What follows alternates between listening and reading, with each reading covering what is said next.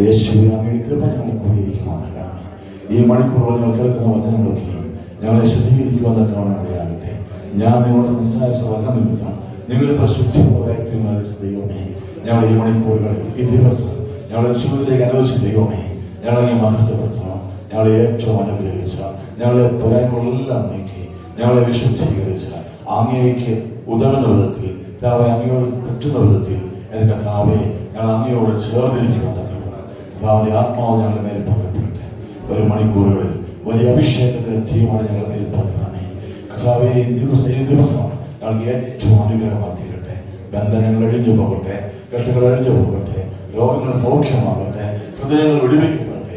അഭിഷേകത്തിന്റെ അഗ്നി അഭിഷേകത്തെ കർത്താവിനെ ധാരാളമായി പകരപ്പെട്ടിരിക്കുന്നു. യേശുവിൻ നാമത്തിൽ സ്തോത്രം. Hallelujah, hallelujah.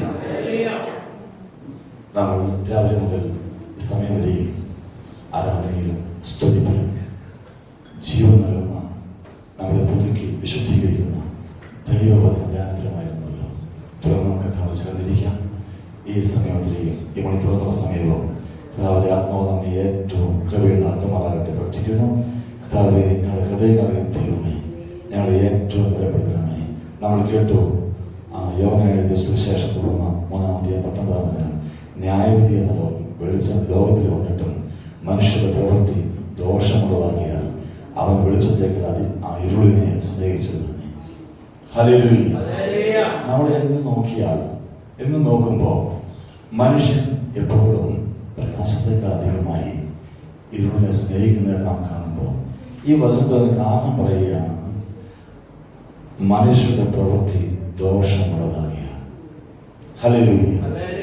മനുഷ്യരുടെ പ്രവൃത്തി ദോഷമുള്ളതാകിയാണെന്ന് കാണുന്നത് കൊണ്ട് ദോഷമുള്ള പ്രവൃത്തി ഉപേക്ഷിപ്പാനും പ്രകാശത്തെ അധികമായി സ്നേഹിക്കുവാനും കർത്താവോട് ചേർന്നായിരിക്കുവാനും കർത്താവ് നമ്മെ വിളിച്ചിരിക്കുന്നു, വേർതിരിച്ചിരിക്കുന്നു. മതത്തിന്റെ ആചാരങ്ങളിൽ നിന്ന്, ദോഷമുള്ള പ്രവൃത്തിയിൽ നിന്ന്, സ്വയനായികളിൽ നിന്നൊക്കെ വിടുവിച്ച ദൈവത്തിന്റെ സ്നേഹം എത്ര വലുതാണ്. ദൈവം നമ്മെ സ്നേഹിച്ചു.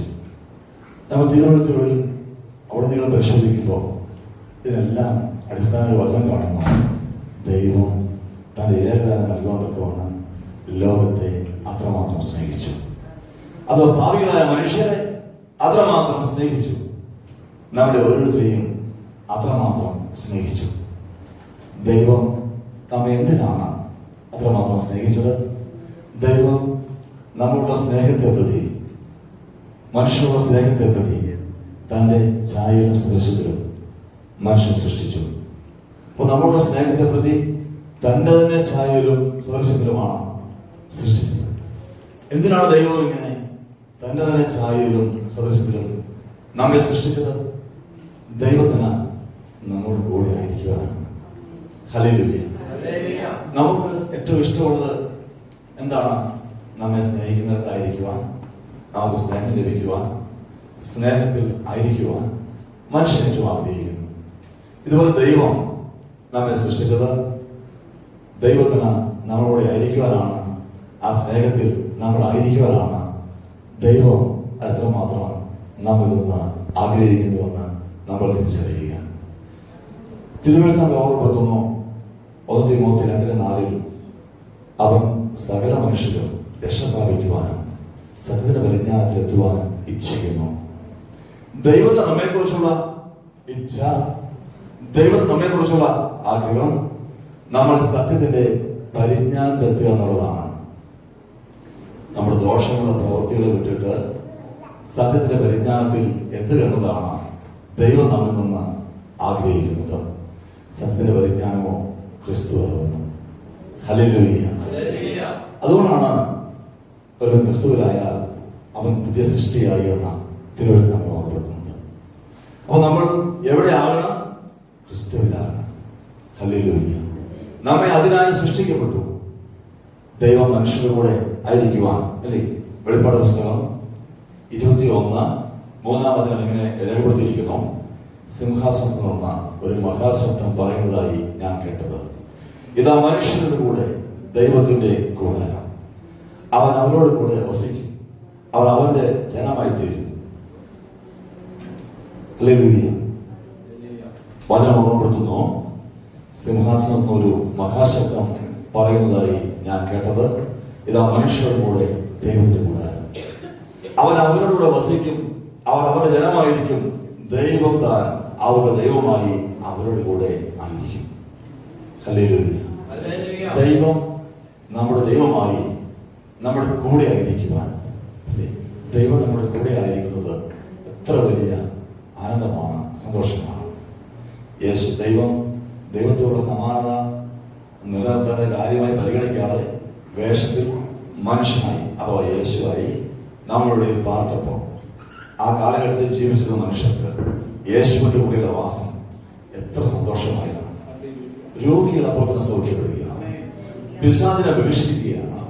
പ്രകൃതിയുടെ മേൽ അധികാരം, അല്ലെ, പ്രപഞ്ചത്തിന്റെ മേൽ അധികാരം, പിശാചിന്റെ മേലും എല്ലാത്തിനു മേലും അധികാരമുള്ള ആ കർത്താവ് അവരുടെ കൂടെ നടന്നപ്പോ, അല്ലെ, ആ ജനത്തിന് എത്ര വലിയ ആശ്വാസമായിരുന്നു.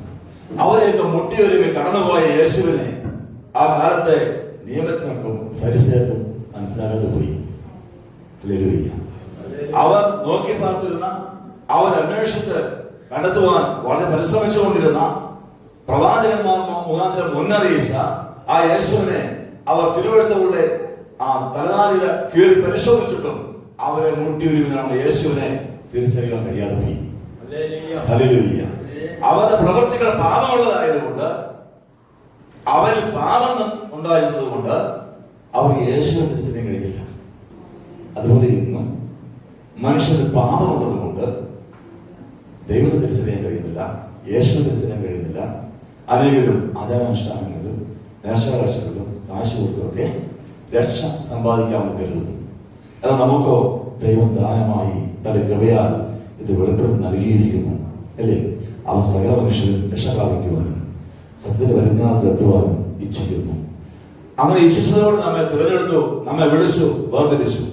നമുക്ക് ലഭിച്ചതായ ഈ സത്യത്തിന്റെ പരിജ്ഞാനം മറ്റുള്ളവർക്കും നമുക്ക് അതുപോലെ പറഞ്ഞു കൊടുക്കുവാൻ നമ്മൾ കടപ്പെട്ടവരാണ്, ഉത്തരവാദിത്തപ്പെട്ടവരാണ്. ഹല്ലേലൂയ.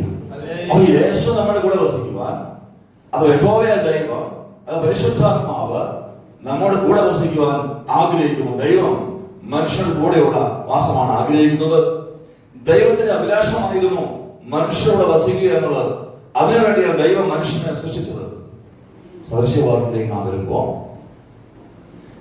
8:31 സദൃശ്യവാക്യം 8-ാം അധ്യായം 31-ാം വചനം പറയുന്നു, അവന്റെ ബോധനത്തിൽ ഞാൻ വിനോദിച്ചുകൊണ്ടിരുന്നു, എന്റെ പ്രമോദം മനുഷ്യപുത്രന്മാരുടെ ആയിരുന്നു. ദൈവം മനുഷ്യപുത്രന്മാരെ പ്രമോദിക്കുവാൻ ആഗ്രഹിക്കുന്ന ദൈവം, നമ്മൾ ഓരോരുത്തരോടും കൂടെ പ്രമോദിക്കുവാൻ ആഗ്രഹിക്കുന്ന ദൈവം, നമ്മുടെ ഓരോരുത്തരെ അന്തരംഗത്തിൽ വസിക്കുവാൻ, നമ്മുടെ കൂടെ വസിച്ചുകൊണ്ട് സന്തോഷിക്കുവാൻ, നമ്മൾ സമാധാനത്തിൽ സന്തോഷത്തിൽ സ്നേഹത്തിലുമായിരിക്കുവാൻ ദൈവം ആഗ്രഹിക്കുന്നു. എന്റെ പ്രമോദം മനുഷ്യപുത്രന്മാരുടെ കൂടെ ആയിരുന്നു എന്ന് പറയുമ്പോൾ ഏതെങ്കിലും ദിവസവും ദൈവം ഇറങ്ങി വരികയും ആദാവുമായി കൂടിക്കാണുകയും ചെയ്യുമായിരുന്നുവെന്ന് ഉൽപ്പത്തി നാം വായിക്കുന്നു. ഉൽപ്പത്തി 3:8.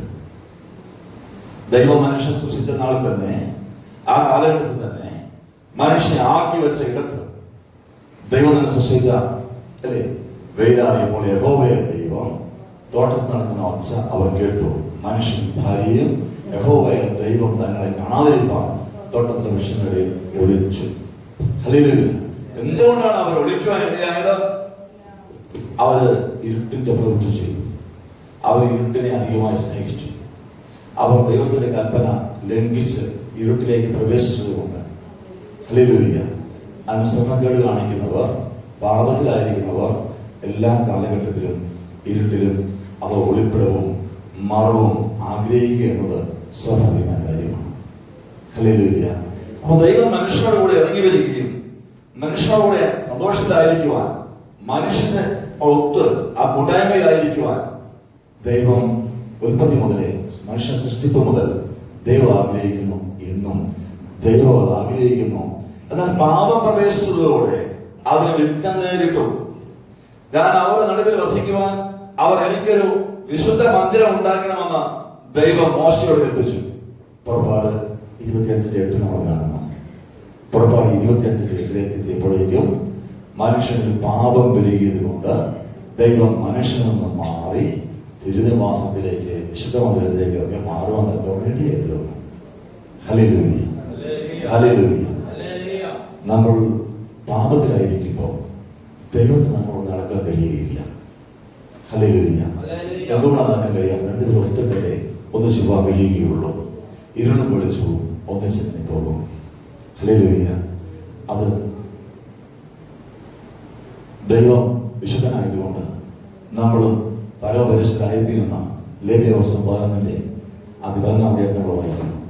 അപ്പം നാം ദൈവം വിശുദ്ധനായതുകൊണ്ട് നമ്മൾ വിശുദ്ധരായാൽ മാത്രമേ ഒന്നിച്ച് നടക്കാൻ കഴിയുകയുള്ളൂ. ഞാൻ അവരുടെ നടുവിൽ വസിപ്പാൻ അവർ എനിക്കൊരു വിശുദ്ധ മന്ദിരം ഉണ്ടാക്കണം എന്ന് മോശയോട് കൽപ്പിക്കുവാൻ ഇടയായി തീർന്നത്. അങ്ങനെ അതുകൊണ്ട് സമാഗമ കൂടാരവും ശലോമോൻ പണിത ദൈവാലയവും മനുഷ്യരോടുള്ള ദൈവത്തിന്റെ കൂട്ടായ്മയുടെ സ്ഥാനങ്ങളായി തീർന്നു. ഹല്ലേലൂയ. എന്തുകൊണ്ടാണ് ദൈവത്തിന് തിരുനിവാസവും കൂടാരവും ഒക്കെ വേണ്ടി വന്നത്? മനുഷ്യരുടെ ഇരുട്ട് നിമിത്തം, മനുഷ്യന്റെ പാപം നിമിത്തം, മനുഷ്യന്റെ അനുസരണകൾ നിമിത്തം. ഇന്നും ഇരുട്ട് ഹൃദയത്തിൽ നിറഞ്ഞ മനുഷ്യന്റെ ഉള്ളിൽ ദൈവത്തിന് വസിക്കാൻ കഴിയുന്നില്ല. ഇരുട്ട് ഹൃദയത്തിൽ നിറഞ്ഞ മനുഷ്യൻ പൈസ കൊടുത്ത് അല്ലെങ്കിൽ ഉടമ്പടി ചെയ്ത് നേർച്ചകാഴ്ചകളോടെയൊക്കെ ദൈവത്തെ പ്രസാദിപ്പിക്കാമോ എന്ന് ശ്രമിച്ചുകൊണ്ടിരിക്കുന്നു. ഹല്ലേലൂയ.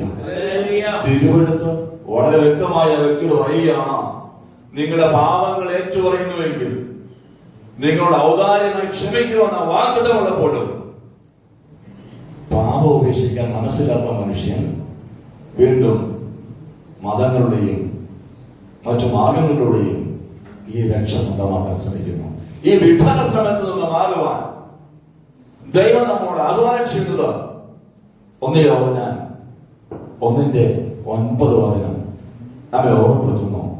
1 യോഹന്നാൻ 1:9 വരുമ്പോൾ വചനം വ്യക്തമായി പറയുന്നു, നിങ്ങൾ ഏറ്റു പറയുന്നുവെങ്കിൽ, ഹല്ലേലൂയ, നിങ്ങൾ ഏറ്റു പറയുന്നുവെങ്കിൽ അവൻ നമ്മുടെ പാപങ്ങളെ പോക്കി സകല അനീതിയെയും പോക്കി ശുദ്ധീകരിക്കാൻ തക്കവണ്ണം. ഹല്ലേലൂയ. വിശ്വസ്തനും നീതിമാനുമാകുന്നുവെന്ന്. വിശ്വസ്തനും നീതിമാനുമാകുന്ന ദൈവം നമ്മുടെ സകല അനീതിയെ പോക്കും എന്ത് ചെയ്താൽ ഏറ്റു പറഞ്ഞു ഉപേക്ഷിക്കാൻ തയ്യാറായ. ഹല്ലേലൂയ. പാപത്തിന്റെ താൽക്കാലിക സുഖങ്ങളെ ഓർത്ത് തങ്ങൾക്ക് തന്നെ ഉള്ള ഈഗോ മുഖാന്തരം പാപം ഒഴിപ്പിക്കുവാനോ വിശുദ്ധി ജീവിക്കുവാനോ ഇന്ന് അനേകർക്കും ഇരുട്ടിൽ വസിക്കുന്നവർക്ക് കഴിയാതെ പോകുന്നു. ഹല്ലേലൂയ. നമുക്ക് ദേവസന്നിധിയിൽ ഒരു മധ്യസ്ഥനുണ്ട്. 1 യോഹന്നാൻ 2:1 നമ്മെ ഓർമ്മപ്പെടുത്തുന്നത്. 1 യോഹന്നാൻ 2:1 നമ്മെ ഓർമ്മപ്പെടുത്തുന്നത്. ഹല്ലേലൂയ. നമുക്ക് സ്വർഗത്തിൽ ഒരു കാര്യസ്ഥനുണ്ട്. എന്റെ കുഞ്ഞുങ്ങളെ, നിങ്ങൾ പാപം ചെയ്യാതിരിക്കാൻ ഞാനിത് നിങ്ങൾക്ക് എഴുതുന്നു. ഒരുത്തൻ പാപം ചെയ്തെങ്കിലോ നീതിമാനായ യേശുക്രിസ്തു എന്ന കാര്യസ്ഥൻ നമുക്ക് പിതാവിന്റെ അടുക്കലുണ്ട്. ഹല്ലേലൂയ. നീതിമാനായ ഈ കാര്യസ്ഥൻ ഈ കാലഘട്ടത്തിൽ അനേകർക്ക് അന്യമായി തീർന്നതുകൊണ്ട് അവർക്ക് ബുദ്ധിയെ ഗ്രഹിക്കാൻ കഴിയായതുകൊണ്ട് ഈ രക്ഷ അവർക്ക് അന്യമാകുന്നു. അവർ വില കൊടുത്ത് ഉടമ്പടിയിലേക്കും അവർ കുന്നുകളും മലകളും കയറി ദേഹദണ്ഡനം അനുഭവിച്ചു. ഇനി മറ്റനേക മതമാർഗങ്ങളിലൂടെ ഇന്ന് ഇരുട്ടില് അതോ പാപത്തിൽ തുടരുന്ന മനുഷ്യന് നമ്മുടെ ഈ ദിവസം വെളിച്ചമായി തീരട്ടെ. അവർക്ക് ഏറെ പ്രത്യാശയുതകുന്ന ഈ വചനം അവർ ഹൃദയങ്ങളിൽ ദൈവത്തിന്റെ പരിശുദ്ധാത്മാവ് വെളിപ്പെടുത്തി കൊടുക്കുന്നതാകട്ടെ. ഒടുവിലായി ഇസ്രായേൽ ജനം ദൈവത്തെ ത്യജിച്ചപ്പോൾ ദൈവത്തിന്റെ വചനം ജഡമെടുത്ത് മനുഷ്യന്റെ കൂടെ വസിക്കുവാനായി വന്നു. യോഹന്നാൻ 1:14 വരുമ്പോൾ തിരുവെഴുത്ത് പറയുന്നു, അവൻ ജഡമെടുത്ത് നമ്മുടെ കൂടെ വസിക്കുവാനായി ഇറങ്ങി വന്നു. വചനം ജഡമായി തീർന്നു. കൃപയും സത്യവും നിറഞ്ഞവനായി നമ്മുടെ ഇടയിൽ പാർത്തു. ഞങ്ങൾ അവന്റെ തേജസ് പിതാവിന്റെ ഏകജാതനായ തേജസ്സായി കണ്ടു. ഏകജാതനായവന്റെ തേജസ്സായി കണ്ട് വചനം ജഡമായി തീർന്ന് കൃപയും സത്യവും നിറഞ്ഞവനായി നമ്മുടെ ഇടയിൽ പാർത്ത ആ യേശുവിനെ പ്രവാചകത്തിന് എഴുത്തുകളിൽ നിന്നാണ് ഈ സത്യത്തെ ഗ്രഹിക്കുവാൻ തക്കവണ്ണം ആ കാലഘട്ടത്തിലെ ലഭ്യമാക്കും. ഈ കാലഘട്ടത്തിലെ പല മേലധ്യക്ഷന്മാർക്കും മനസ്സിലാക്കാൻ കഴിയാതെ പോകുന്നത് ഉള്ളിൽ പാപം ഇരിക്കുന്നവർക്ക് വെളിച്ചം കാണുമ്പോൾ അല്ലേ, കണ്ണിന് എന്തെങ്കിലും അസുഖമുണ്ടെങ്കിൽ നമുക്ക് സൂര്യപ്രകാശത്തെ നോക്കാൻ വിഷമം അല്ലേ. നല്ല പ്രകാശത്തിലേക്ക് നോക്കാൻ വിഷമമാണ്. കണ്ണ് കുരുടായിരിക്കുന്നവന് ഈ വെളിച്ചം തിരിച്ചറിയാൻ കഴിയാതെ പോകുന്നു, വെളിച്ചത്തെ അനുസരിക്കാൻ കഴിയാതെ പോകുന്നു. തിരുവഴുത്ത് ഓർമ്മപ്പെടുത്തുകയാണ്, ദൈവം നമ്മോട് കൂടെ എന്നർത്ഥമുള്ള ഇമ്മാനുവേലായി കർത്താവ് അവതരിച്ചു. ഇന്ന് സഭയാകുന്ന ദൈവാലയത്തിൽ കർത്താവ് കൂടെയുണ്ട്. 1 തിമോത്തി 3:15.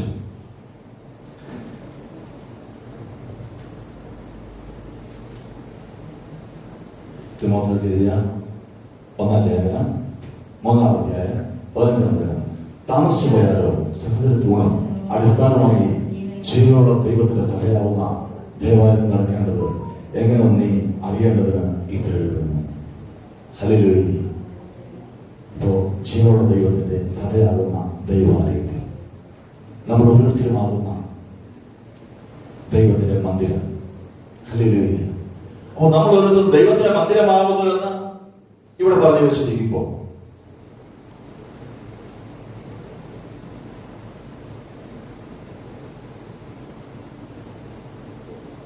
നമ്മൾ ഓരോരുത്തരും ആ മന്ദിരത്തിന് യോഗ്യമാവണ്ണം ജീവിക്കേണ്ടതാകുന്നു. ആ മന്ദിരത്തിന് യോഗ്യമാവണ്ണം സംസാരിക്കേണ്ടതാകുന്നു. നമ്മൾ ഇരുട്ടിനേക്കാൾ അധികമായി പ്രകാശത്തെ സ്നേഹിച്ച് യേശുവിനെ സ്നേഹിച്ച് നമ്മൾ പുതിയ സൃഷ്ടിയാകണമെന്ന് തിരുവഴുത്ത് ഓർമ്മപ്പെടുത്തുന്നു.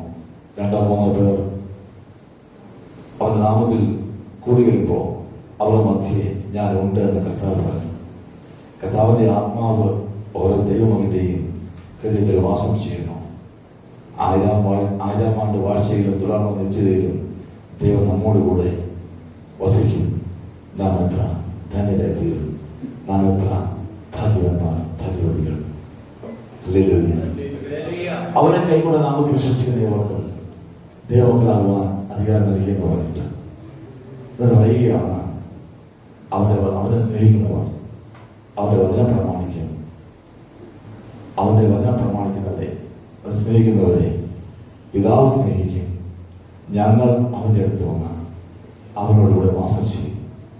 ദൈവത്തിന്റെ പരിശുദ്ധാത്മാവ് നമ്മൾ ഓരോരുത്തരും അത് വാസം ചെയ്യുവാൻ ആയിരിക്കുമ്പോൾ കൊരിന്ത്യർക്ക് എഴുതിയ 1-ാം ലേഖനം 3:14 നിങ്ങൾ ദൈവത്തിന്റെ മന്ദിരമെന്നും ദൈവത്തിന്റെ ആത്മാവ് നിങ്ങൾ വസിക്കുന്നുവെന്നും അറിയുന്നില്ലയോ?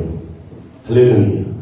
അനേകരുടെ ഹൃദയങ്ങൾക്ക് മറവായി കിടക്കുന്ന ഈ വചനം നിങ്ങൾ ദൈവത്തിന്റെ മന്ദിരമാണെന്ന ഈ തിരുവഴുത്ത് നിലനിൽക്കെ പാപത്തിനും പിശാചിനും ലോകത്തിനും മന്ദിരമായിരിക്കാൻ നിങ്ങൾ എന്ത് നിങ്ങളെ തന്നെ വിട്ടുകൊടുക്കുന്നു?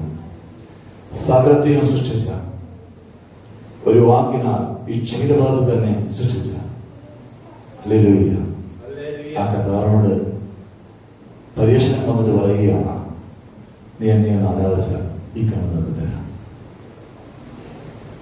പിശാചിന്റെ ബാലിശമായ ചോദ്യം, ആരെയാ പരീക്ഷിക്കുന്നത്? പിശാചിനെ അറിയായികൊണ്ടാണോ അതോ യേശു ജലത്തിൽ വന്നതുകൊണ്ട് വീഴിക്കാമെന്ന് വിചാരിച്ചിട്ടാണോ?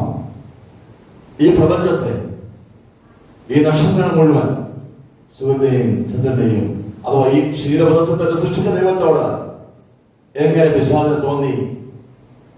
കാണുന്നത് നിനക്ക് തരാമെന്ന സൃഷ്ടാവിനോട് മനുഷ്യന്റെ മനസ്സ്, ഈ ലോകത്തിലെ ദേവൻ അനേകരുടെ മനസ്സെന്ന് കുരുടാക്കിയതുകൊണ്ട് യഥാർത്ഥ സത്യത്തിൽ നിന്ന് അവർ മാറിയിരിക്കുന്നു. 2 കൊരിന്ത്യർ 6:16 നമ്മെ ഓർമ്മിപ്പിക്കുന്നു, നമ്മൾ ദൈവത്തിന്റെ മന്ദിരമായിരിക്കണം. ആണ്. ഹല്ലേലൂയ. ദൈവാലയത്തിന് വിഗ്രഹങ്ങളോട് എന്ത് യോജിച്ചത? നാം ജീവനുള്ള ദൈവത്തിന്റെ ആലയമല്ലോ.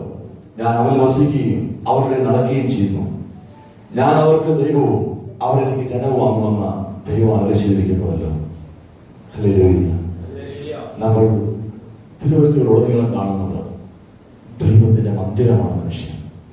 അഥവാ മനുഷ്യനോടൊത്ത് പ്രമോദിക്കുവാൻ, മനുഷ്യനോടൊത്ത് നടക്കുവാൻ.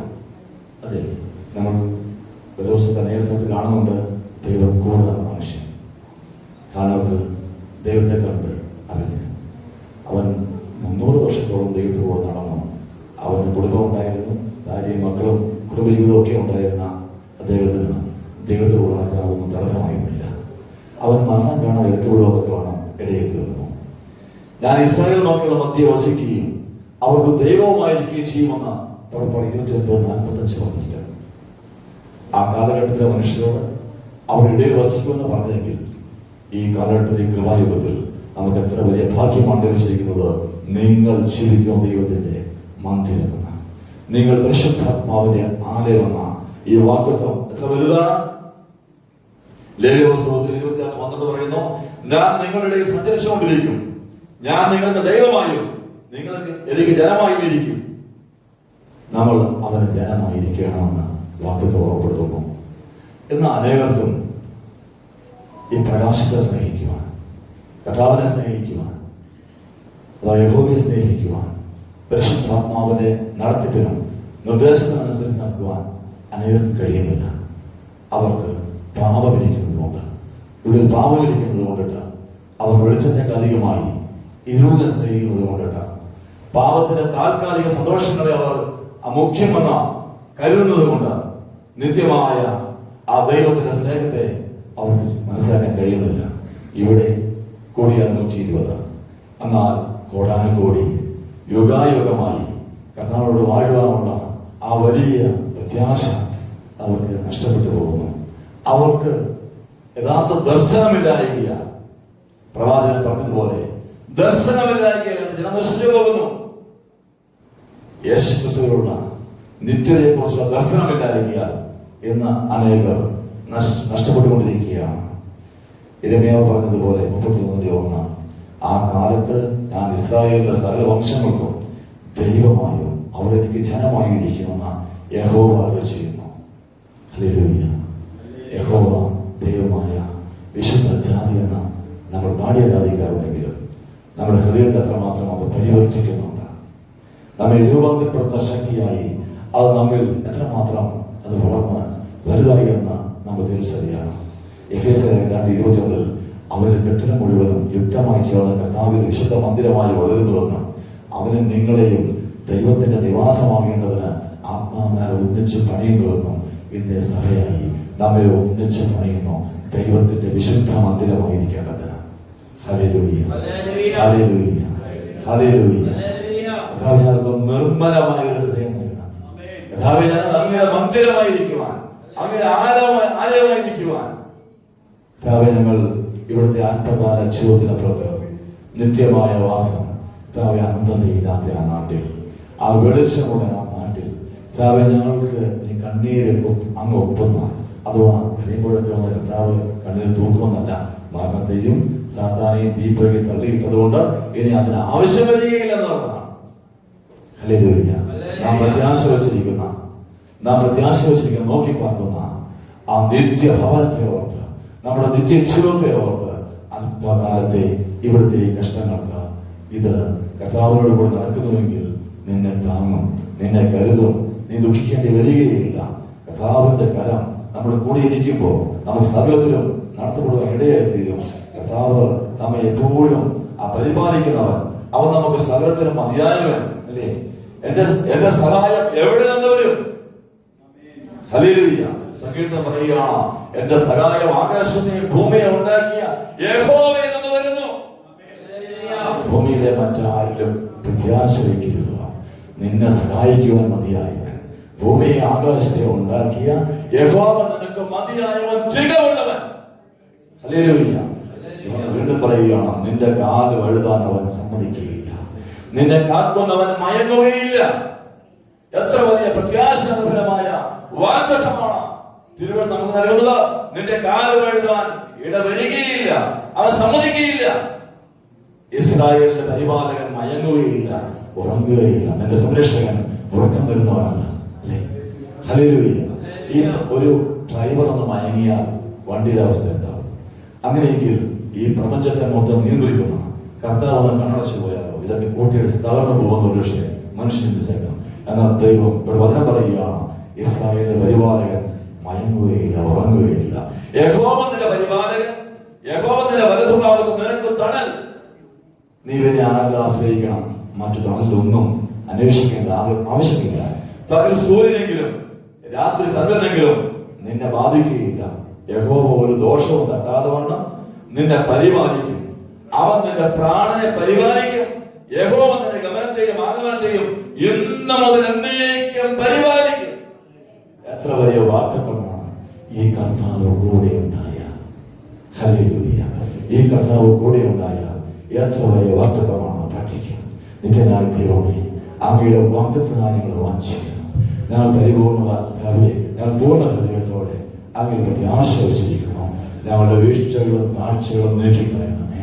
കർത്താവിന്റെ ആ അധിവാസം, കർത്താവിന്റെ ആത്മാവിന്റെ അധിവാസം ഞങ്ങൾ ഓരോരുത്തരെ അന്തരംഗങ്ങളിൽ പകർന്ന കർത്താവെ ഞങ്ങൾ ജീവിക്കുന്ന ദൈവത്തിന്റെ മന്ദിരമായി പകർത്തണം. 1-ാം നൂറ്റാണ്ടിൽ പകർന്ന അഭിഷേകത്തോടെ, അതേ ആത്മശക്തിയോടെ ഞങ്ങൾ ഇരുളിനെ ഉപേക്ഷിച്ച് വെളിച്ചത്തെ അധികമായി സ്നേഹിക്കാനൊക്കെ വേണം. കർത്താവിന്റെ ആത്മശക്തി ഞങ്ങളുടെ മേൽ പകർന്ന ഞങ്ങൾ ഇന്ന് പുതുസൃഷ്ടിയാക്കി അയക്കണമേ.